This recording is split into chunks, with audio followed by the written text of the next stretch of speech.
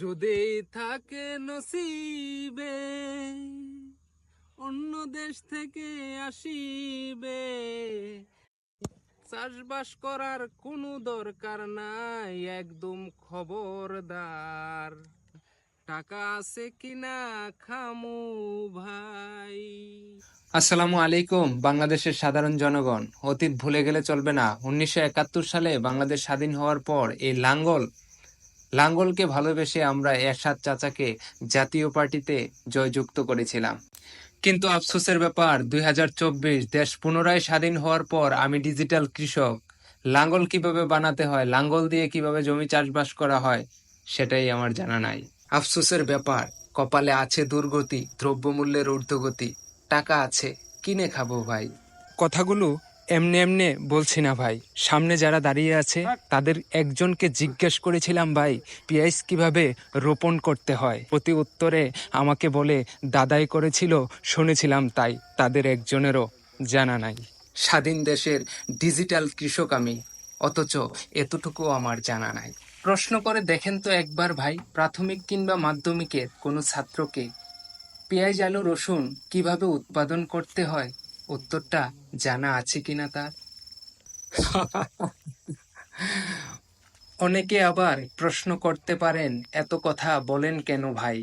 গোবরে পদ্ম ফুল কথাটা এমনি এমনি ফেমাস হয়নি ভাই। আলহামদুলিল্লাহ, কৃষকের ছেলে, মাধ্যমিক ইভেন উচ্চ মাধ্যমিকের হেডমাস্টার। বাংলাদেশ কৃষিমাতৃক দেশ। অনেকেই আবার প্রশ্ন করে, আপনি কি চাষাবাদ করে কৃষি উন্নয়ন করছেন নাকি? তাই তাদের জন্য একটা গল্প মনে পড়ে গেছে।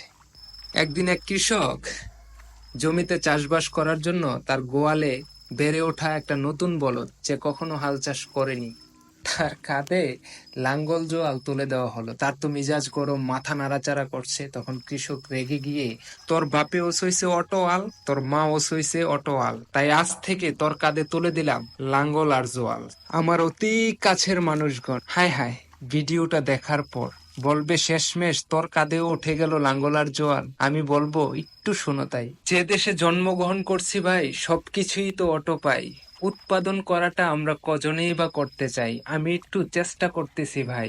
ইনশাল্লাহ আপনাদের দোয়ায় এবারের উৎপাদন চেষ্টায় আমি যা করতেছি, এর মধ্যে ধান চাষ, রসুন চাষ, পেঁয়াজ চাষ, আলু চাষ, টমেটো চাষ, মরিচ চাষ ইত্যাদি আরো বিভিন্ন শাকসবজি। ইনশাল্লাহ সবাই দোয়া করবেন। পেঁয়াজের বীজ রোপণ করার জন্য পেঁয়াজের বীজকে প্রস্তুত করছি। বাংলাদেশ কৃষি প্রধান দেশ, তাই সবাইকে একটা কথা বলতে চাই, স্বাধীন টু বাংলার কৃষক আমি। বাংলাদেশের অর্থনৈতিক চাকা ঘোরানোর সাধ্য আমার নাই। 365 দিন একটা ছোট্ট ফ্যামিলিকে নিত্য প্রয়োজনীয় দ্রব্যমূল্যের হাত থেকে কিভাবে রক্ষা করা যায়, সেই প্রচেষ্টায় আমি এই ছোট্ট কৃষি প্রজেক্ট। সবাই আপনাদের জায়গা থেকে আপনাদের মূল্যবান কমেন্টটুকু দ্বারা যারা কৃষিকে অন্তর থেকে ভালোবাসেন, ইভেন কৃষি সম্পর্কে যারা কিছু অভিজ্ঞ, তাদের কাছে অনুরোধ থাকবে আপনাদের মূল্যবান কমেন্টটুকু করে আমার কৃষিকাজে আপনিও সহযোগিতার হাতটুকু বাড়িয়ে দেন। ইনশাল্লাহ আমি মনে করি এ টু জেড আপনাদের কাছে এই ভিডিওগুলা দেওয়ার চেষ্টা করব। সঙ্গে থাকবেন, ভালো থাকবেন। অবশ্যই ভিডিওটা শেয়ার করতে ভুলবেন না, কারণ আমার ভিডিও দেখে হয়তোবা আরেকটা ফ্যামিলি দ্রব্যমূল্যের হাত থেকে সেভ হয়ে যেতে পারবে। আল্লাহ হাফেজ।